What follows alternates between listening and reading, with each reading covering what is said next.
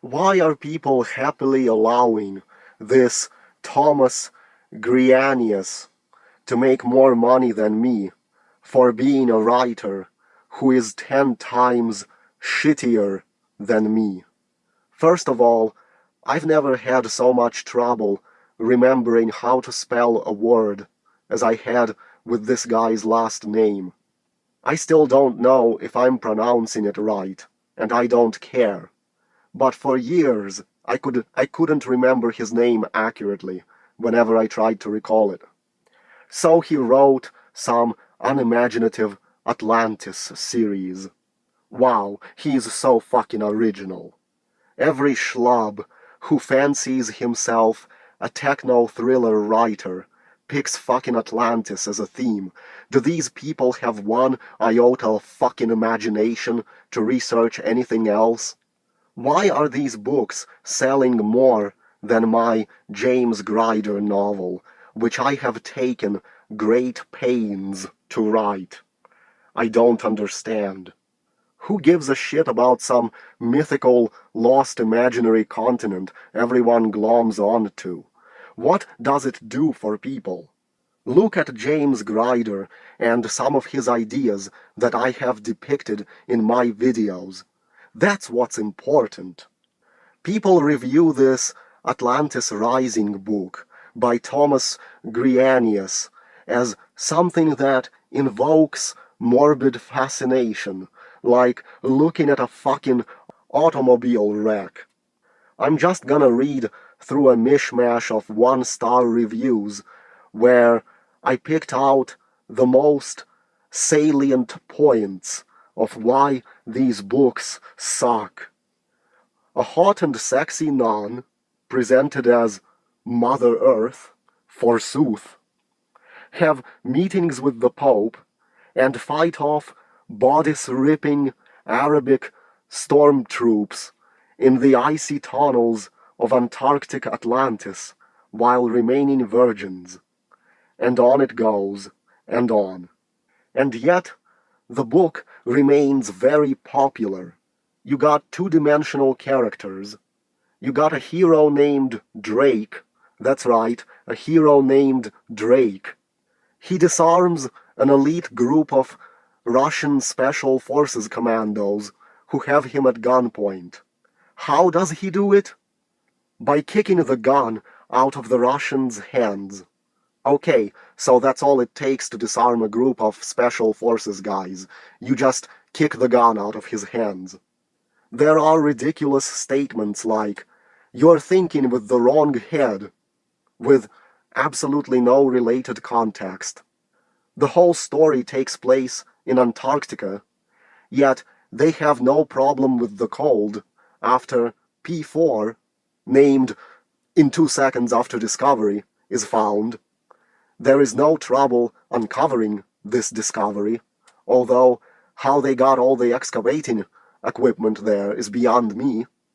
Conrad, I guess another main character, can figure out how everything works and where everything is better than MacGyver did. Sergeti, the female Mother Earth character, can read Atlantean like she's been reading the language all her life. It's freezing cold, but there are waterfalls running and waterways all over the place, and Conrad can swim in the water without dying. Yates can fall down into bottomless pits, but not die. Need I go on? What drivel, what lack of talent, what crap! Characters seem to go from one immense underground chamber to another endlessly. Essentially, there's a large pyramid buried under the ice of Antarctica, left by the Atlanteans that once inhabited the land. That's where the interesting part ends, as multiple parties try to acquire the advanced technology in the pyramid, and a lot of people die. As noted below by another reviewer, this book, with a decent plot by the way, is absolutely ruined by the author's lack of knowledge about some of the most mundane things that one would think an author of this type of material would be privy to. Carbon dating of a non-organic material, let alone a rock billions of years old, is impossible. So I'm assuming when this guy writes his book, he doesn't even check Wikipedia to confirm his facts. He just goes along with whatever he thinks he knows, and he just assumes that's correct and doesn't double check to make sure that he's correct. The description of some Greenpeace scientist using PowerPoint to generate a complex model of the Earth's core actually caused me to start giggling out loud, suggesting that the Australians, one of our closest allies, would sick the Russians on us for being in their part of Antarctica without at least talking to us first is laughable. Reading that the internet was invented by DARPA in the 1980s was quite a surprise. One might as well say that the government invented radio waves. The author might like to know that DARPA invented, although developed might be a better way of putting it, the TCP/IP protocol, which is the communication method needed for internet traffic back in the 1970s. The word internet simply refers to all the big and little networks out there in the world that are interconnected and allow us to do things like look at websites in Peru or use FTP servers in Tibet. There are several other ludicrous examples. As I read the book, I was thinking to myself that the whole sequence of events sounded like some cheap CBS made-for-TV movie. After reading the back cover and finding out the author is a screenwriter, well, you could have just blown me over with a feather at that point. The characters have all the depth of a set of spoons, and go against what little is established of their personalities often enough and easily enough that they're clearly little more than tacky plot devices.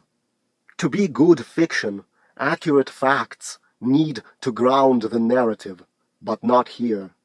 Note to author: the temperatures of the sun and the Earth's core are millions of degrees different, not the same. That's why it was cool enough for Mr. Greanis to write this book. The Crusades targeted Muslims, not the Inquisition.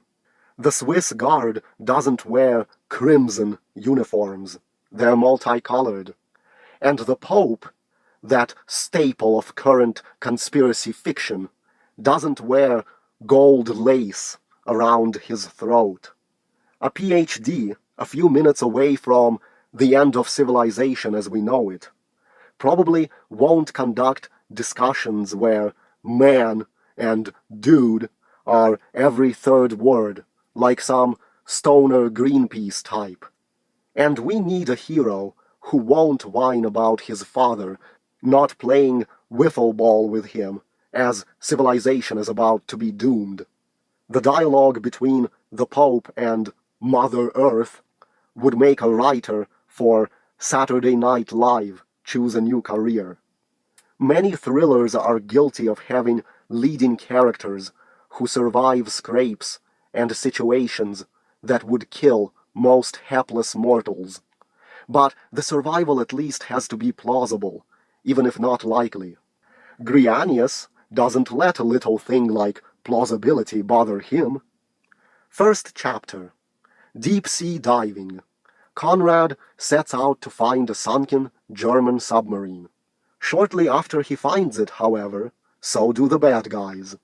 After they shot a harpoon dart into his leg, Conrad manages to pull it out and, even with the considerable resistance of the water, manages to gut the diver who shot him with that same harpoon. Not to be outdone, another bad guy slices through Conrad's air hose. Now, here's where the "gosh, he's without oxygen" clock starts ticking. Before Conrad surfaces, all of the following happen. Bad guy smashes Conrad's mask, shattering the glass. Just love how they can get off hits strong and fast enough to do this kind of stuff in the water. Conrad sees his life flash before his eyes. Once he opens his eyes again, the bad guys are gone, and he is looking at a brick of C4 explosives and numbers that are counting down. 1 minute 10 seconds later, he is still trying to break free of a skeleton. Don't ask. He smashes the finger bones of this skeleton with the skull from the same skeleton. The submarine, in the meantime, is tilting into the abyss. Conrad shoots up from the submarine and is able to make, quote, long scissor kicks across the wake and over the rim of the crater. Remember, he's still not breathing. Conrad sees a giant pillar of fire shoot from the depths, and to avoid this, he started swimming as fast as he could. He surfaces a minute later. Wow, who knew someone could do all that without breathing? And his rapid rise to the surface didn't even give him the bends. Why do people do this to me? Why did they give him more money for his retarded books than for my more superior books, where I actually approach my writing with love and care and passion, instead of just typing out some shit, cliché shit, that poses as a techno-thriller, hoping to sucker the readers? This world is just so full of pieces of shit, where James Grider's opinions on pedophilia are unimportant for some reason, but a mishmash of UFOs, Egyptian gods, and other mythology set in Atlantis. People pay money to read this. And it costs. Again, this shit costs more than twice what my book costs.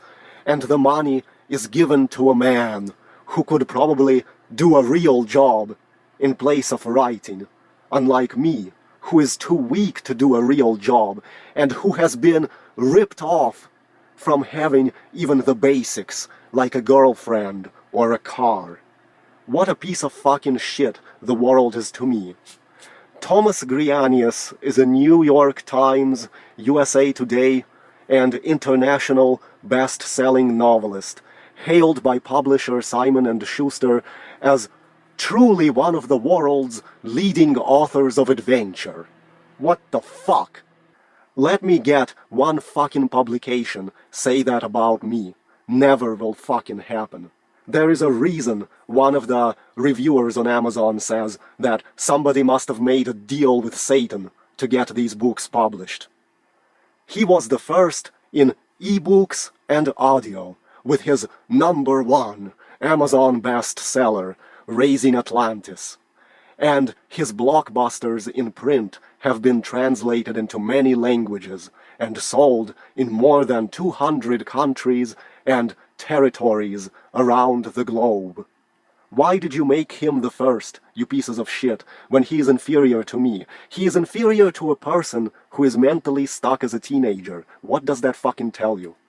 A former journalist and on-air correspondent for NBC. See, he has a real fucking job and he's proven he can do it. He's not weak like me, so why does he need your money for the books? Why does he take priority over me? I don't get it.